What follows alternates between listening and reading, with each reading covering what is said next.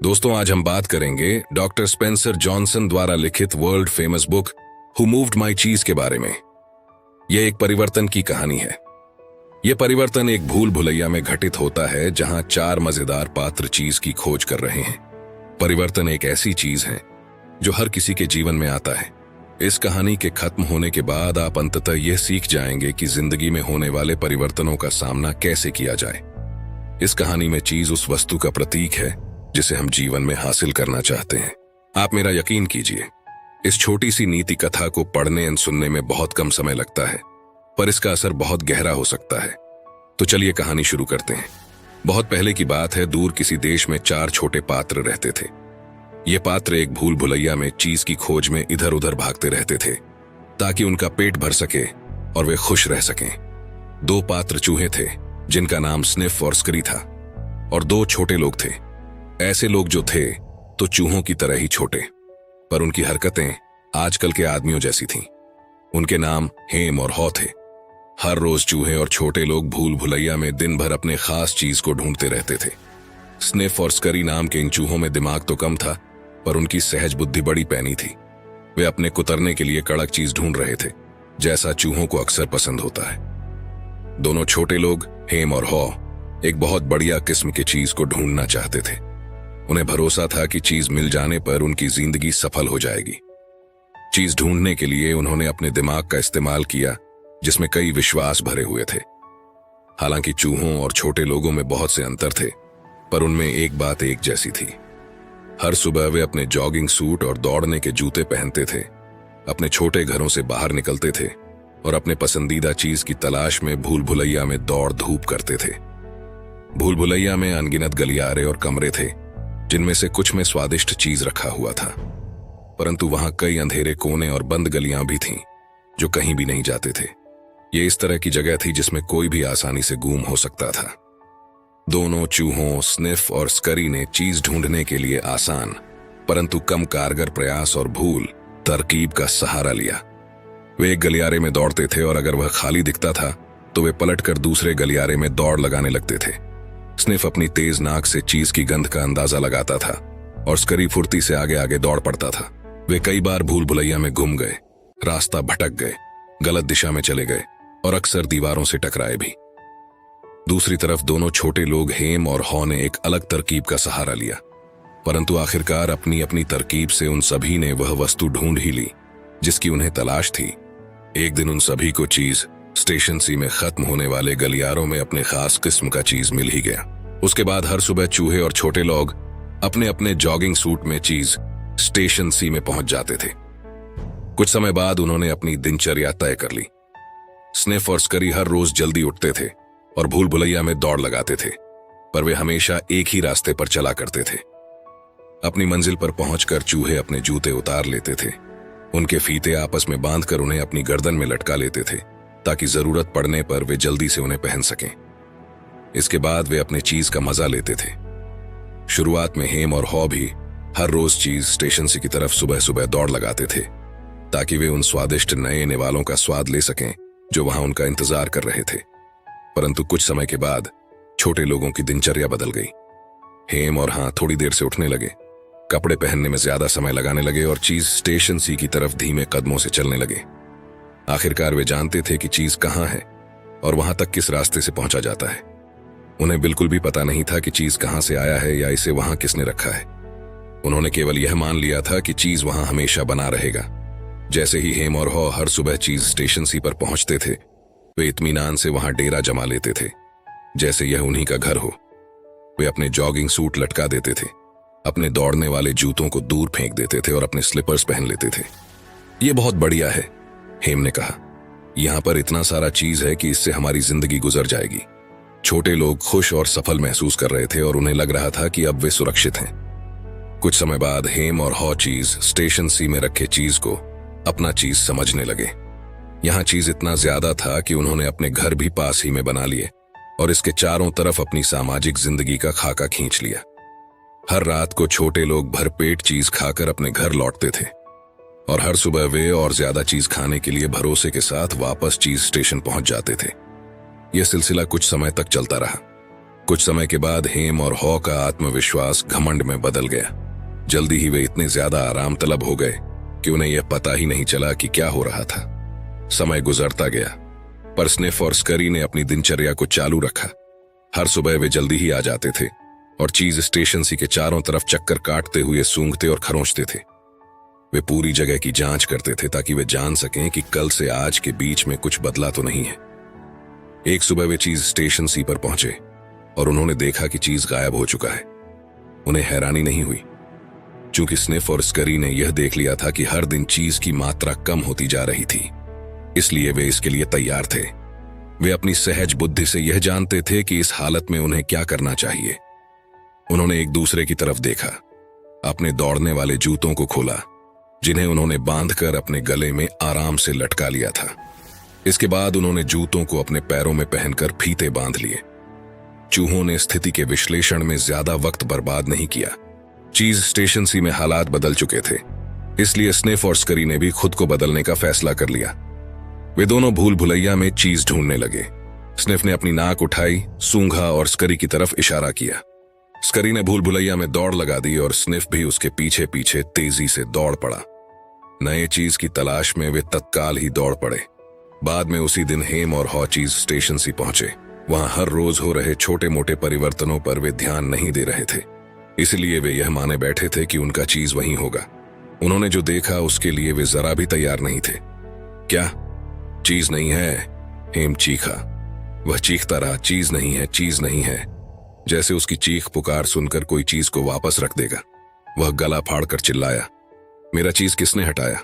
Who moved my चीज? चूंकि चीज उनके लिए महत्वपूर्ण था, इसलिए दोनों छोटे लोगों को यह तय करने में काफी समय लगा कि उन्हें क्या करना चाहिए। उन्हें तो सिर्फ यही पल्ले पड़ा कि चीज रहित स्टेशन सी के आसपास का इलाका छान लिया जाए, ताकि पता तो चले कि क्या चीज वाकई चला गया है। हेम और हॉ विलाप और चीख पुकार करने में समय गंवा रहे थे, जबकि स्निफ और स्करी फुर्ती से आगे बढ़ गए थे। उन्होंने इस जुल्म और अन्याय के खिलाफ काफी चिल्ला चोट की। हॉ निराश होने लगा। क्या होगा अगर चीज कल भी वहां नहीं होगा? उसने चीज की बुनियाद पर अपने सुखद भविष्य के सपने संजो लिए थे। छोटे लोग इस पर भरोसा नहीं कर पा रहे थे। ये किस तरह हुआ होगा? किसी ने उनको चेतावनी नहीं दी थी। ये तो ज्यादती थी, ऐसा तो नहीं होना चाहिए था। हेम और हॉ उस रात भूखे और लुटे पिटे हाल में घर लौटे, परंतु जाने से पहले हॉ ने दीवार पर लिखा, आपका चीज आपके लिए जितना ज्यादा महत्वपूर्ण होगा, आप इसे उतना ही ज्यादा जकड़े रहना चाहेंगे। अगले दिन हेम और हाँ अपने अपने घर से निकले और एक बार फिर चीज स्टेशन सी की तरफ लौटे, जहां उन्हें चाहे किसी तरह ही सही उनका चीज मिलने की उम्मीद थी। लेकिन हालात जरा भी नहीं बदले थे। चीज अब भी वहां नहीं था। छोटे लोग समझ नहीं पा रहे थे कि किया क्या जाए। हेम और हॉ पत्थर की मूर्तियों की तरह बिना हिले डुले वहीं खड़े रहे। हॉ ने सुझाव दिया, शायद हमें स्थिति का इतना ज्यादा विश्लेषण नहीं करना चाहिए और चलकर नए चीज की तलाश करना चाहिए।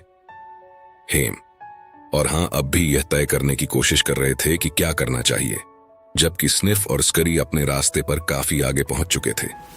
वे भूल भुलैया में काफी अंदर तक चले गए, गलियारों में ऊपर नीचे, हर चीज स्टेशन में चीज ढूंढते हुए, जहां भी उन्हें उसके मिलने की उम्मीद थी।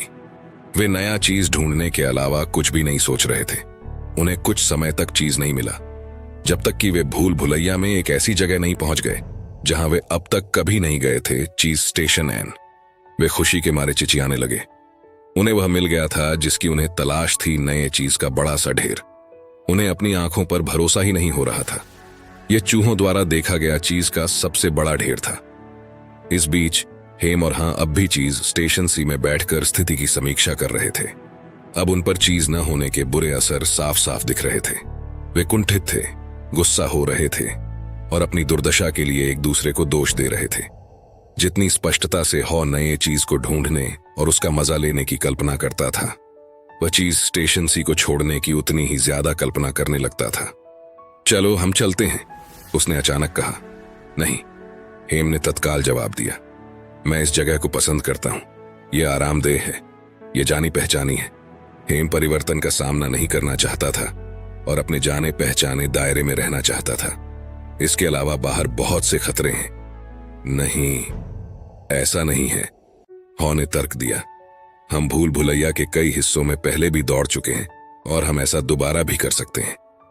अब मैं उसके लिए बूढ़ा हो चुका हूं, हेम ने कहा, और मुझे डर है कि मैं कहीं गुम न जाऊं और इस कोशिश में खुद को मूर्ख साबित न कर लूं। क्या तुम ऐसा करना चाहते हो? यह सुनते ही हॉ का असफलता का डर लौट आया और नया चीज ढूंढने की उसकी आशा और इच्छा दोनों ही कम होने लगे। इसके बाद हर रोज छोटे लोग वही करते रहे जो वे इसके पहले किया करते थे। वे चीज स्टेशन सी में जाते थे, उन्हें वहां चीज नहीं मिलता था और वे अपने साथ चिंताओं और कुंठाओं को लेकर घर लौट आते थे। वे अपने साथ हो रही घटनाओं को नकारने की कोशिश कर रहे थे, परंतु उन्होंने पाया कि भूख के कारण नींद लगना दिनों दिन ज्यादा मुश्किल होता जा रहा था। अगले दिन उनमें कम ताकत बची रहती थी और वे काफी चिड़चिड़े होते जा रहे थे। उनके घर अब उन्हें उतने खुशनुमा और आरामदेह नहीं लग रहे थे जितने कि वे पहले लगा करते थे। छोटे लोगों को सोने में भी दिक्कतें आ रही थीं और जब नींद आती थी तो चीज न मिलने की वजह से उन्हें बुरे सपने आते थे। परंतु हेम और हाँ अब भी चीज स्टेशन सी में जाते थे और हर रोज वहां बैठकर अपनी चीज का इंतजार करते थे। हेम ने कहा, सबसे बढ़िया नीति यह है कि हम यहाँ पर बैठकर इंतजार करते रहें और देखें कि क्या होता है। देर सबेर उन्हें चीज वापस रखना ही पड़ेगा। हॉ इस बात पर भरोसा करना चाहता था, इसलिए हर रोज शाम को वह घर पर आराम करने जाता था और हर सुबह मन मारकर हेम के साथ चीज स्टेशन की तरफ लौटता था। पर चीज फिर कभी वापस नहीं आया। अब तक छोटे लोग भूख और तनाव की वजह से कमजोर हो चुके थे। हॉ स्थिति के सुधरने का इंतजार करते करते थक रहा था। उसे यह महसूस होने लगा कि वे चीज के बिना जितना ज्यादा समय गुजारेंगे उनका हाल उतना ही बुरा होता जाएगा। हॉ यह जानता था कि स्थिति पर उनकी पकड़ ढीली होती जा रही है। आखिर एक दिन हाँ खुद पर हंसने लगा। मैं बार बार वही करता रहा और ताज्जुब करता रहा कि हालात क्यों नहीं सुधर रहे हैं। कितने मजे की बात है और बेवकूफी की भी। जब हेम ने अपने दोस्त को अपना जॉगिंग सूट पहनते देखा तो उसने पूछा, तुम कहीं दोबारा भूल भुलैया में जाने की तैयारी तो नहीं कर रहे हो? तुम यहां मेरे साथ तब तक इंतजार क्यों नहीं करते जब तक कि वे चीज वापस नहीं रख देते? क्योंकि तुम यह बात नहीं समझ रहे हो हेम, हॉ ने कहा। मैं भी यह नहीं समझना चाहता था, पर अब मैं यह जान चुका हूं कि वे पुराने चीज को कभी वापस नहीं रखेंगे। वह कल का चीज था, अब नया चीज ढूंढने का वक्त आ गया है। तब उसने नया चीज ढूंढने के बारे में सोचा और उन बेहतरीन वस्तुओं के बारे में सोचा जो उस चीज के साथ आएंगी। ये सोचते ही उसमें फिर से हिम्मत आ गई। हॉ ने कहा, कई बार स्थितियां बदल जाती हैं और फिर वे दोबारा वैसी नहीं होती। ये एक ऐसी ही स्थिति जान पड़ती है हेम। यह जिंदगी है, जिंदगी आगे बढ़ती है और इसलिए हमें भी आगे बढ़ते रहना चाहिए। हॉ ने अपने कमजोर साथी की तरफ देखा और उसे समझदारी की बातें सिखाने की कोशिश की, परंतु हेम का डर गुस्से में बदल चुका था और वह कुछ भी सुनने के लिए तैयार नहीं था। हॉ अपने दोस्त के साथ कठोर नहीं होना चाहता था, परंतु उसे इस बात पर हंसी आ गई कि वे दोनों कितने मूर्ख लग रहे थे। हॉ ने एक छोटी नुकीली चट्टान उठाई और दीवार पर एक गंभीर विचार लिखा ताकि हम उस पर सोच सके। वह विचार था, अगर आप नहीं बदलते तो आप नष्ट हो सकते हैं। हॉ परेशान होने लगा और सोचने लगा कि क्या वह सचमुच भूल भुलैया के भीतर जाना चाहता है। उसने अपने सामने दीवार पर एक कहावत लिखी और कुछ समय तक उसकी तरफ देखता रहा। कहावत थी, अगर आप डरते नहीं तो आप क्या करते? उसने इस बारे में सोचा। वह जानता था कि कुछ डर ऐसे होते हैं जिनके अच्छे नतीजे निकल सकते हैं। जब आप डरे हुए होते हैं तो हालात तब बिगड़ने लगते हैं जब आप उन्हें सुधारने के लिए कुछ नहीं करते हैं। परंतु डर आपको काम करने के लिए भी प्रेरित कर सकता है। यह तब आपके लिए अच्छा नहीं होता जब आप डरे हुए तो होते हैं, परंतु हालात को सुधारने के लिए कुछ नहीं करते हैं।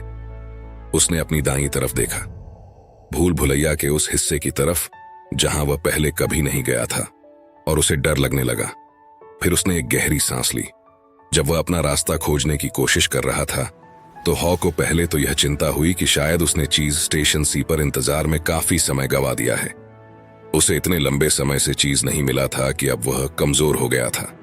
भूल भुलैया में दौड़ने में अब उसे पहले से ज्यादा समय लग रहा था और पहले से ज्यादा कष्ट भी हो रहा था। उसने फैसला किया कि अगर अब उसकी जिंदगी में फिर कभी ऐसा मौका आएगा तो वह हालात के हिसाब से खुद को जल्दी ही बदल लेगा। इससे जिंदगी ज्यादा आसान हो जाएगी। फिर हॉ ने एक कमजोर मुस्कुराहट के साथ ये सोचा, कभी नहीं से देर भली। उसे उम्मीद थी कि उसे बहुत सा चीज मिलेगा और वह हेम के पास चीज लेकर जाएगा ताकि वह भी भूल भुलैया में आने के लिए प्रेरित हो सके। जब भी उसे लगता था कि वह तरक्की कर रहा था, तब वह गलियारों में रास्ता भटक जाता था। ऐसा लगता था जैसे वह 2 कदम आगे और 1 कदम पीछे चल रहा था। यह एक चुनौती थी, परंतु उसे यह मानना पड़ा कि एक बार फिर भूल भुलैया में आना और चीज को ढूंढना उतना बुरा नहीं था जितना कि उसे डर था। जब भी वह निराश होने लगता तो वह खुद को यह याद दिलाता कि वह क्या कर रहा था। हालांकि वह परेशान था, फिर भी उसकी मौजूदा हालत उसकी पुरानी चीज रहित स्थिति से तो बेहतर थी। स्थिति उसके काबू में थी और वह हाथ पर हाथ रखकर घटनाओं के होने का इंतजार नहीं कर रहा था। फिर उसने खुद को याद दिलाया कि अगर स्निफ और स्करी आगे बढ़ सकते हैं तो वह भी बढ़ सकता है। बाद में जब हॉ ने पिछली घटनाओं की तरफ मुड़कर देखा तो उसने यह महसूस किया कि स्टेशन सी पर रखा चीज रातों रात गायब नहीं हुआ था जैसा कि उसने पहले सोचा था। वहां रखे चीज की तादाद आखिर में धीरे धीरे कम होने लगी थी और चीज बासी भी होने लगा था। उसका स्वाद उतना अच्छा नहीं रह गया था। हॉ ने अब यह महसूस किया कि इस परिवर्तन से उसे शायद सदमा या अचंभा नहीं हुआ होता अगर वह स्थिति पर शुरू से ही पूरी नजर रखता और परिवर्तन का पहले से अंदाज लगा लेता। हो सकता है स्निफ और स्करी ऐसा ही कर रहे हों। वह आराम करने के लिए रुका और उसने भूल भुलैया की दीवार पर लिखा, चीज को हर रोज सूंघते रहें ताकि आपको पता चल जाए कि यह कब बासी हो रहा है। हॉ की ताकत कम होती जा रही थी। वह जानता था कि वह भटक चुका था और उसे डर था कि वह जिंदा नहीं बचेगा। उसने सोचा कि वह फिर से चीज स्टेशन सी की तरफ लौट जाए। फिर उसने खुद से वही सवाल दोबारा पूछा, अगर मैं डरता नहीं तो मैं क्या करता? किसी नई दिशा में आगे बढ़ने से नया चीज खोजने में मदद मिलती है। हॉ ने अंधेरे गलियारे में नीचे की तरफ देखा और अपने डर को महसूस किया। उसने यह महसूस किया कि उसके डर उसके हाल को और खस्ता बना रहे हैं, इसलिए उसने वही किया जो वह करता अगर वह डरा हुआ नहीं होता। जब आप अपने डर को जीत लेते हैं तो आप आजाद महसूस करते हैं। हालात को और बेहतर बनाने के लिए हॉ ने अपने दिमाग में एक चित्र बनाना शुरू किया। उसने खुद को अपने मनपसंद चीज के टुकड़े एक के बाद एक खाते देखा और उसे अपनी कल्पना से बहुत ज्यादा सुख मिला। फिर उसने कल्पना की कि वह इतने बढ़िया स्वादों का कितना ज्यादा मजा लेगा। हॉ ने वापस जाने और यह देखने का फैसला किया कि क्या हेम उसके साथ चलने के लिए तैयार है। जब उसने अपने कदमों को फिर से लौटाया तो वह रुका और उसने दीवार पर लिखा, जितनी जल्दी आप पुराने चीज को छोड़ेंगे उतनी ही जल्दी आप नया चीज ढूंढ पाएंगे। कुछ समय बाद फिर चीज स्टेशन सी की तरफ लौटा और हेम से मिला। उसने हेम को नए चीज के कुछ टुकड़े देना चाहे पर हेम ने उन्हें लेने से मना कर दिया। हेम ने अपने मित्र की पहल का स्वागत किया, परंतु उसने कहा, मुझे नहीं लगता कि मैं नए चीज को पसंद करूंगा। मुझे इसकी आदत नहीं है। मैं अपना ही चीज वापस पाना चाहता हूं और मैं तब तक नहीं बदलूंगा जब तक मुझे मेरा मनचाहा चीज नहीं मिल जाएगा। हॉ ने निराशा में अपना सिर हिलाया और मन मारकर अकेले ही चल दिया। अब उसे यह भरोसा हो चुका था कि उसे अपनी मनचाही वस्तु निश्चित रूप से मिलेगी। वह मुस्कुराया जब उसने यह महसूस किया, चीज के बिना रहने के बजाय भूल भुलैया में तलाश करना ज्यादा सुरक्षित है। कि आप किसी वस्तु से जितना डरते हैं, हकीकत में वह वस्तु उतनी बुरी नहीं होती। असली स्थिति उतनी बुरी नहीं होती जितनी बुरी आपके दिमाग में बनी उसकी तस्वीर होती है।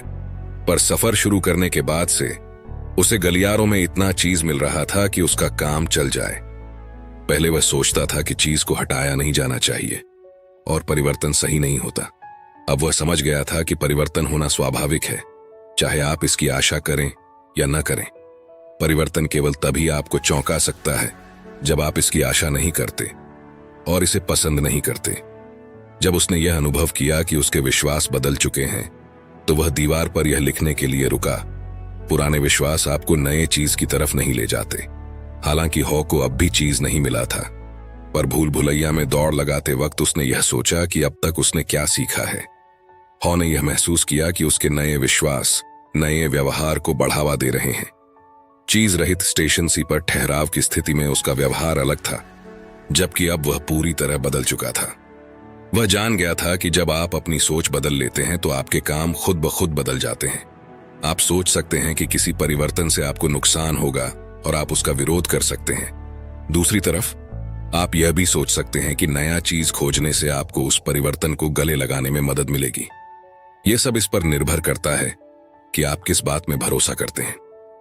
उसने दीवार लिख दिया, छोटे परिवर्तनों को पहले ही भांप लेने से आपको आने वाले बड़े परिवर्तनों के हिसाब से ढलने में मदद मिलती है। अब तक हॉ ने अपने अतीत को पीछे छोड़ दिया था और वह भविष्य के लिए खुद को बदल रहा था।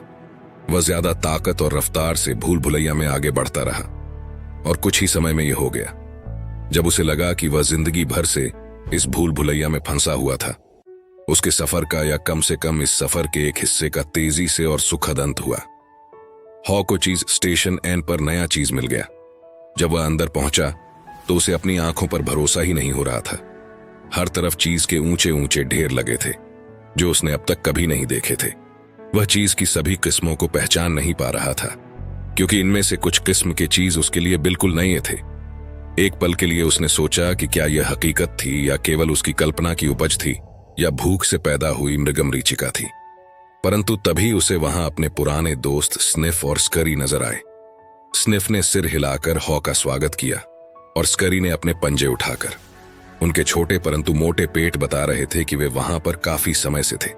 हॉ ने जल्दी से नमस्कार किया और अपने पसंदीदा चीज के टुकड़ों को चखा। उसने अपने जूते और जॉगिंग सूट उतारे और अच्छी तरह तह करके उन्हें अपने करीब ही रख लिया। हो सकता है कि उनकी जरूरत उसे फिर पड़े। फिर वह नए चीज के ढेर पर टूट पड़ा। जब उसने छक्कर खा लिया तो उसने ताजे चीज का एक टुकड़ा उठाया और उसका टोस्ट बनाकर कहा, एक जाम, परिवर्तन के नाम। नए चीज का मजा लेते वक्त हॉ ने खुद की सीखी हुई बातों पर गौर किया। उसने यह महसूस किया कि जब वह परिवर्तन से डरा हुआ था तब वह उस पुराने चीज के चक्कर में पड़ा हुआ था जो वहां था ही नहीं। तो वह क्या था जिसके कारण उसमें बदलाव आया? क्या यह भूखे मर जाने का डर था? हॉ ने सोचा। हाँ, उससे मदद मिली। फिर वह हंसा और उसने यह पाया कि उसमें बदलाव तब आया जब उसने खुद पर हंसना सीखा और यह सोचा कि वह कहां गलती कर रहा था। उसने महसूस किया कि बदलने का सबसे तेज रास्ता है खुद की मूर्खता पर हंसना। तभी आप अतीत को पीछे छोड़ सकते हैं और तेजी से आगे की तरफ बढ़ सकते हैं। आपको इसके बारे में काफी चौकन्ना रहने की जरूरत है कि आप स्थितियों को आसान रखें, लचीले हों और जल्दी से चलना शुरू कर दें। आपको हालात को ज्यादा पेचीदा नहीं बनाना चाहिए, न ही डरावने विश्वासों से परेशान होना चाहिए। परिवर्तन का सबसे बड़ा विरोधी आपके भीतर बैठा हुआ है और जब तक आप नहीं बदलते तब तक कुछ भी नहीं सुधर सकता। सबसे महत्वपूर्ण बात जो उसने सीखी वह शायद यह थी कि बाहर हमेशा नया चीज मौजूद रहता है, चाहे आप इस बात को उस समय पहचान पाएं या नहीं। और यह आपको इनाम में तब मिलता है जब आप अपने डर से आजाद हो जाते हैं और रोमांच का मजा लेते हैं। वह जानता था कि कई डर अच्छे होते हैं क्योंकि वे आपको असली खतरों से दूर रखते हैं, पर उसने यह महसूस किया कि उसके ज्यादातर डर मूर्खतापूर्ण थे और जब उसे बदलने की जरूरत थी तब इन डरों के कारण वह नहीं बदल पा रहा था। वह गया और उसने अपनी सीखी हुई बातों को संक्षेप में चीज स्टेशन एन की सबसे बड़ी दीवार पर लिख डाला। परिवर्तन होता है, वे चीज को हटाते रहते हैं। परिवर्तन को भांपो, चीज के हटने के लिए तैयार रहें, परिवर्तन पर नजर रखें, चीज को बार बार सूंघते रहें ताकि आप जान सकें कि वह कब बासी हो रहा है। परिवर्तन के हिसाब से खुद को जल्दी ढालें। जितनी जल्दी आप पुराने चीज से दूर हटते हैं उतनी ही जल्दी आप नए चीज का स्वाद ले सकते हैं। खुद को बदलें, चीज के साथ आगे बढ़ें, परिवर्तन का मजा लें, रोमांच का मजा लें और नए चीज के स्वाद का लुत्फ उठाएं। अब हर रोज वह यह देखने के लिए चीज स्टेशन एन का निरीक्षण करता था कि उसके चीज की हालत कैसी थी। वह इसे पूरी तरह पक्का कर लेना चाहता था ताकि अचानक होने वाला कोई परिवर्तन उसे हैरान न कर दे। हॉ के सामने चीज का ढेर लगा हुआ था, फिर भी वह भूल भुलैया में जाकर नई जगहों की छानबीन करता था ताकि वह अपने चारों तरफ हो रही घटनाओं की जानकारी रख सके। वह जानता था कि आराम करके खुद को अकेला करने के बजाय अपने विकल्पों की जानकारी रखना ज्यादा सुरक्षित तरीका है। इस कहानी को गलती से भी सिर्फ चूहों की कहानी समझने की गलती मत करना। इस कहानी के पात्र काल्पनिक हो सकते हैं, लेकिन यह हर इंसान के जीवन पर बिल्कुल फिट बैठती है। कहानी में भूल भुलैया उस जगह का प्रतीक है जहां आप अपनी मनचाही वस्तु की तलाश करते हैं। यह वह ऑफिस हो सकता है जिसमें आप काम करते हैं, वह समाज जिसमें आप रहते हैं, या वह संबंध जो आपने बनाए हैं। कभी हम स्निफ की तरह हरकत में आ जाते हैं और होने वाले बदलाव को पहले ही से सूंघ लेते हैं, तो कभी हम स्करी की मानिंद फुर्ती से अपनी लय में आ जाते हैं। कभी हम हेम हो जाते हैं और बदलाव को नकारते हैं, उसका विरोध करते हैं, क्योंकि हमें यह डर सताता है कि इससे हमारा कुछ बुरा न हो जाए। और कभी हम हॉ की तरह समय रहते सीख जाते हैं, जो ताड़ लेता है कि परिवर्तन कुछ बेहतर की ओर ही ले जाने वाला है।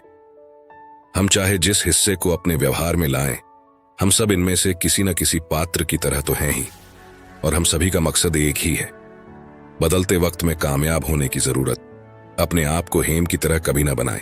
तो दोस्तों, ये थी हु मूव्ड माई चीज इस बुक की कंप्लीट बुक समरी।